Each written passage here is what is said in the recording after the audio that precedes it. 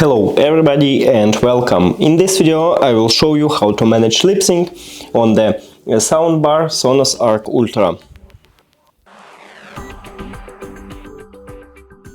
You have to start by open the application. Now go to settings, then click on your soundbar, scroll down, and right here we have TV DLX syncs. So click on it, and right here we have a lip sync.